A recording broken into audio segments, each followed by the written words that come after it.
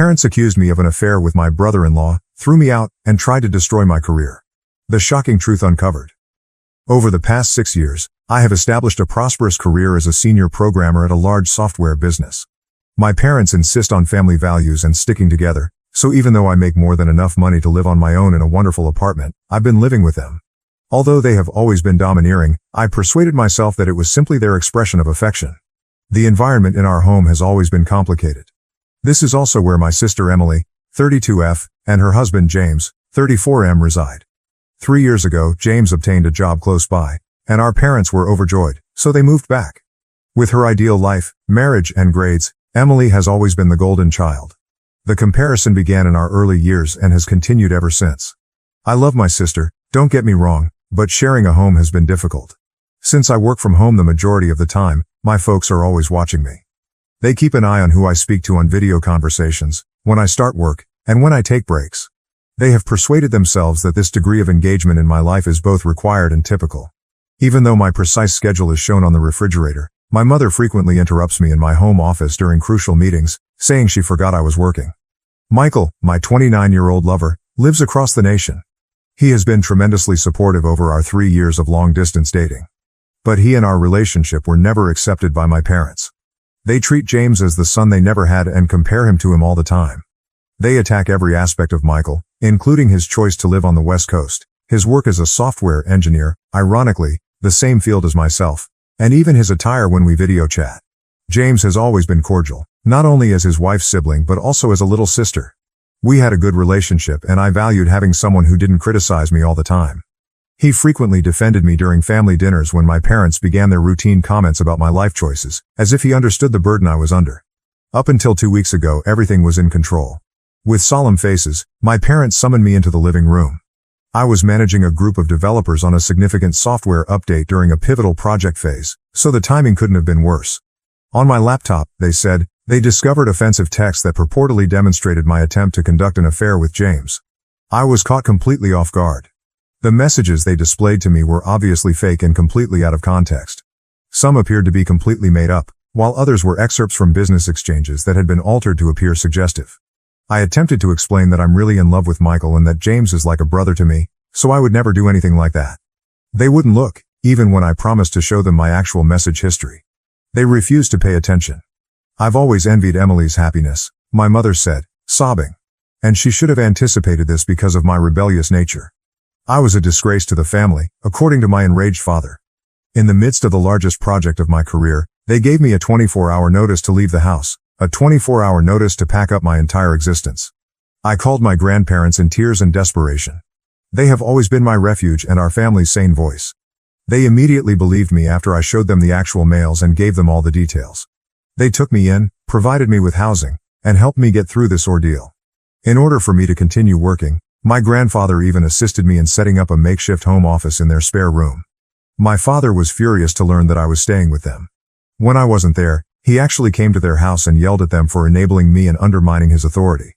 My father became even more irate when my grandfather refused to back down and stood up for me. Declaring he would never talk to them again, he stormed away. I was devastated to see my grandfather, who is normally composed, trembling with rage following that altercation. When my father began getting in touch with my place of employment, things got worse. He made outrageous charges about my inappropriate behavior and unstable mental state in emails he sent to my manager in the Human Resources Department. He even made an attempt to persuade them that I was giving competitors access to company secrets. Fortunately, my manager has been understanding and my work history speaks for itself. However, the strain is having an adverse effect. It has been embarrassing for me to have to explain these private matters to my staff. Then my granddad unexpectedly died yesterday. The agony is intolerable. He was more than simply my grandfather. He was also my confidant, my guardian, and the one who always had faith in me. The fact that my parents did not attend the funeral only makes it worse. They had left town. Later, when I was organizing my grandfather's funeral, I discovered through my cousin that they were actually on vacation, sharing photos from a beach resort on Facebook. Every happy picture they shared made my heart ache. Taking an emergency leave of absence from his job, Michael flew in to support me during this trying period. My parents appeared out of nowhere as soon as he got to my grandparents' house. As though Michael's presence was somehow improper, my father icily inquired as to why he was there. I eventually lost my temper at that point.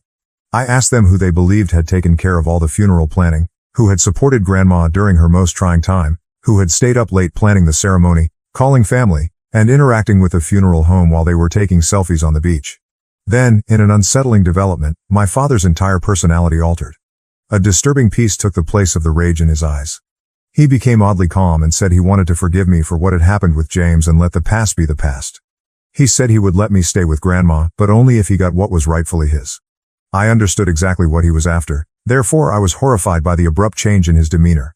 My grandfather had been quietly successful with his investments over the last few years. My father desired his inheritance because he had accumulated a sizable nest egg. He had the gall to come and demand money after everything they had done to us and after leaving us during the funeral. He was unaware, however, that Grandpa had anticipated this. While organizing Grandpa's study the day following the death, we discovered a note hidden in his desk drawer. All it said was, "Call Bob." Bob, who had visited him multiple times over the years, was both his lawyer and an old friend. We found out that Grandpa had left everything to me when we got in touch with him. I now owned every cent of his savings. Grandma would always have a place to live, protected from anyone who would try to take it away from her, thanks to the house being signed off to her. My father broke his cool exterior when I told him this.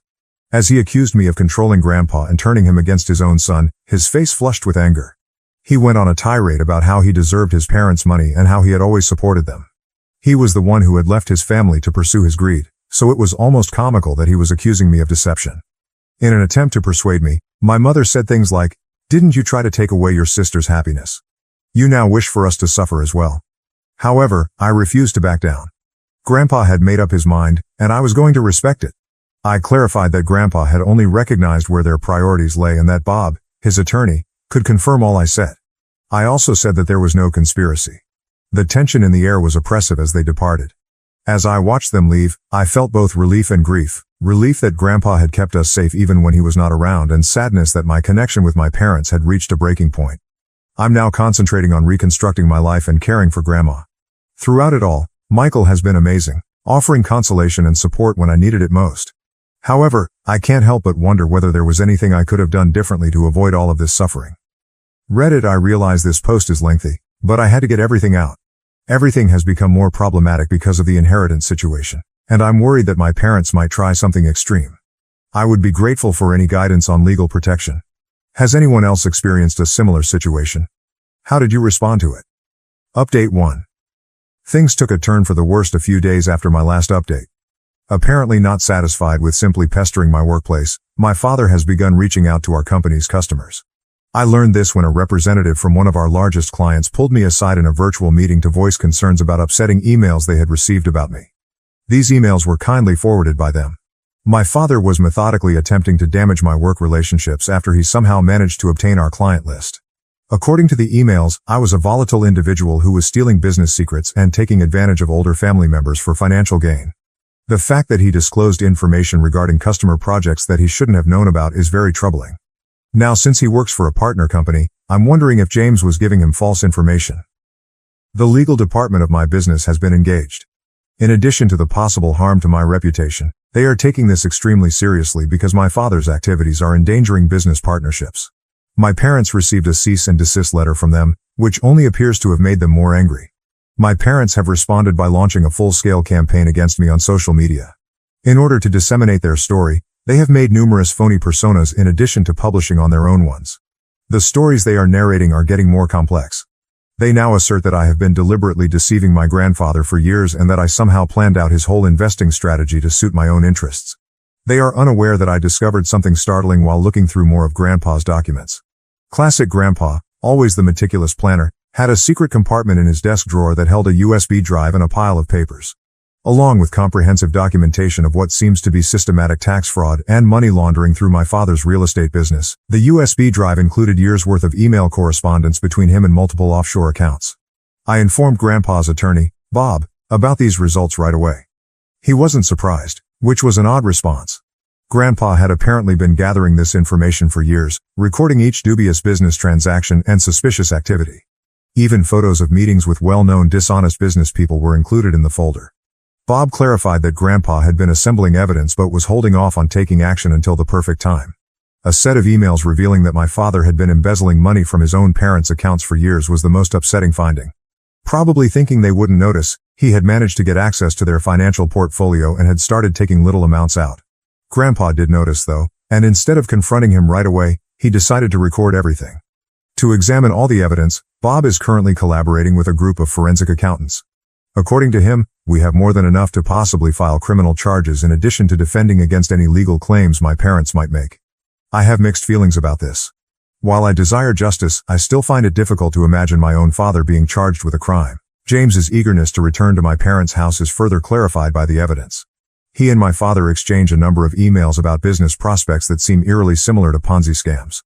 I'm beginning to question whether the entire charge that I attempted to woo James was a preemptive move, meant to discredit me should I ever find out what they were doing. In the meantime, my mother has started calling my grandmother every day, alternating between threatening her and guilt-tripping her. The most recent strategy is asserting that my father's health is suffering due to the stress of my betrayal, and that I will be held accountable if anything were to happen to him. On Bob's recommendation, my grandmother, God bless her, has begun recording these calls. We've put in new cybersecurity procedures and placed security cameras throughout the house to keep ourselves safe. Bob suggested that I freeze my credit and assisted me in securing all of my accounts. When my parents see their intimidation strategies aren't working, he fears they may attempt a financial retaliation. My job has been suffering due to the stress, but in a surprising turn of events, this has improved my standing inside the organization. My manager has been tremendously supportive after seeing the proof of my father's harassment campaign. My application for a completely remote job has been expedited, so I won't ever have to worry about working from my parents' house again. Throughout it all, Michael has been my pillar of support. In a spare room at my grandmother's house, he has assisted me in setting up a safe home office with backup systems and secured communications.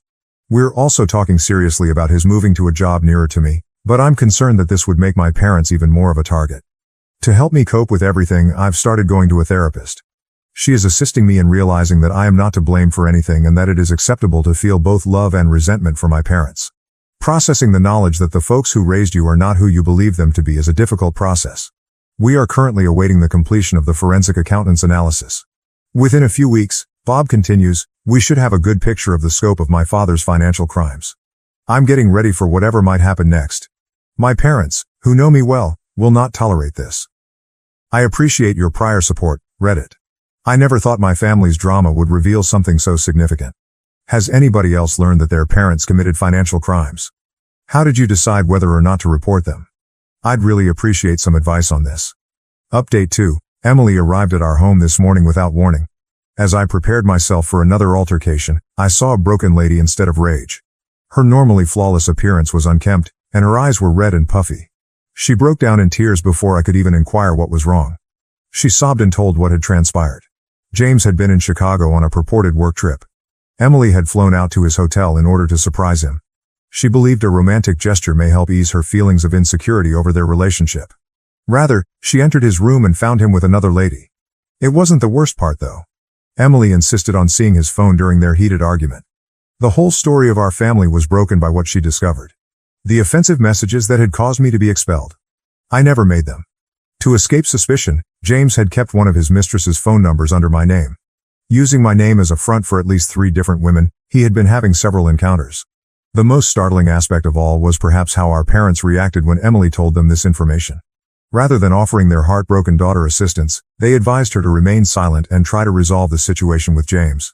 They cared less about Emily's happiness and more about keeping up appearances. To spare the family the shame of a divorce, they even advised her to forgive him. Then Emily found something much more unsettling. She discovered emails on James's laptop that showed he and our father had been involved in more than just family affairs. Together, they had established a number of shell corporations to conceal funds from investors and taxes. James has been directing contracts to these shells at exorbitant pricing by virtue of his position at his company. Accounts in Switzerland and the Cayman Islands were found via the money trail.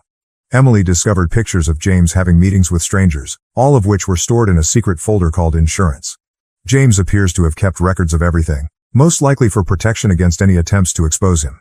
Another realization dawned on me as Emily told me these specifics. Not only was the inheritance at the center of the recent harassment of my clients and workplace, but it was also a frantic attempt to discredit me before I might learn of their financial machinations. They thought I might eventually find their digital trail because I work in technology. My sister is currently residing at Grandma's house with us. She is working with Bob to document what she has discovered and has filed for divorce.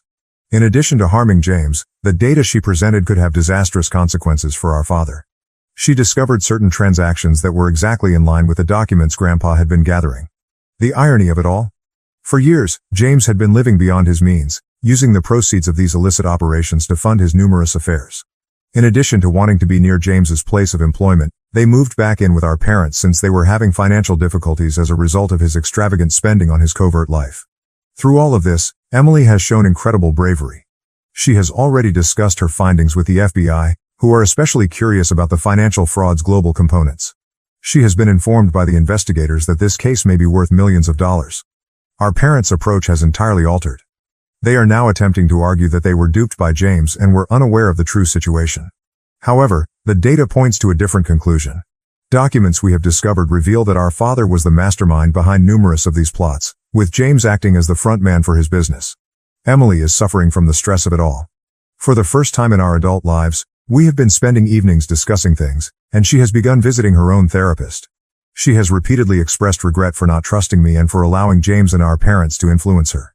Since she was just as much a victim of their manipulation as I was, I have forgiven her. Grandma has been incredible during this entire ordeal. She said Emily needed the master bedroom more than anyone else at the moment, so she gave it to her. We've resumed having dinners as a family, just the three of us and Michael when he comes over. It's amazing how tragedy can unite people and forge new ties from the ashes of past ones. Our cooperation is complete, and the FBI inquiry is still going on.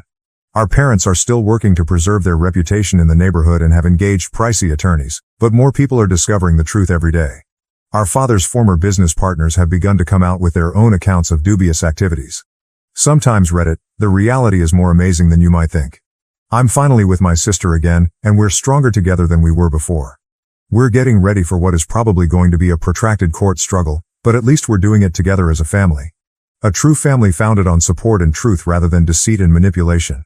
Has anyone else experienced a similar situation where revealing a single family secret revealed a whole network of dishonesty? How did you handle the fallout? Update 3. The pace of progress has exceeded everyone's expectations. The FBI intervened last Friday morning when my father and James were enjoying their customary business breakfast at their preferred high-end eatery. I will never forget the expressions on their faces as they were carried out in handcuffs, directly in front of the city's most affluent business community. In an instant, their meticulously constructed image of prosperous business people fell apart. Teams attacked their offices, our parents' home, and a number of storage units we were unaware existed as part of the coordinated raid that took place in numerous locations at once. They discovered proof of a 3-continent money laundering scheme, offshore account details, and decades worth of fake documents. Over $50 million is the preliminary estimate of the whole scam. However, that wasn't even the most fulfilling aspect. Do you recall the pictures James had saved for insurance? As it happens, he wasn't the only one who kept records. 3 of his ex-girlfriends came forward with pictures, emails, and text conversations dating back years. They had been silently constructing their own case and were all aware of one another. The finest aspect. For months they had been collaborating with the FBI. James's recent business travels were watched, and every transaction was recorded. As one might anticipate, my mother's response to the arrest was quite predictable. She made an effort to play the victim by saying she was unaware of their illicit actions. When the FBI disclosed that they had recordings of her actively engaging in money laundering through her charitable foundation, that story completely collapsed. All those lavish galas she held to raise money. Simple plots to wash up shady finances. There has been extensive media coverage. The story was carried by all local news channels and even by several national ones. Prominent businessmen and son-in-law arrested in multi-million-dollar fraud scheme. The headlines continued to appear. Overnight, my father's meticulously cultivated reputation as a community leader and benefactor was destroyed. The reaction from their social circle was fast and harsh. Those who once admired them at charity functions now act as though they had never met them. Their church requested that they resign from all committees, and the country club canceled their membership. In an effort to protect their own reputations, former business partners are going out of their way to assist the authorities. James's business quickly distanced itself from the situation. He was fired right away, and they are completely assisting with the investigation. As it seems, he had also been defrauding them by inflating contracts and keeping the difference for himself. His name has become poisonous in the sector, and his professional reputation has been utterly wrecked. What the forensic accountants at the FBI discovered made me laugh aloud. Grandpa left that property in the trust in Florida. It was more than simply a dilapidated house. It held the secret to their whole scheme. Grandpa had purchased it especially to serve as evidence after learning that it was being used as a front for money laundering. He was aware that the property inquiry would reveal everything if they attempted to challenge the will. Even from the afterlife, he played them like a chess master. James and my father both agreed to plea bargains last week.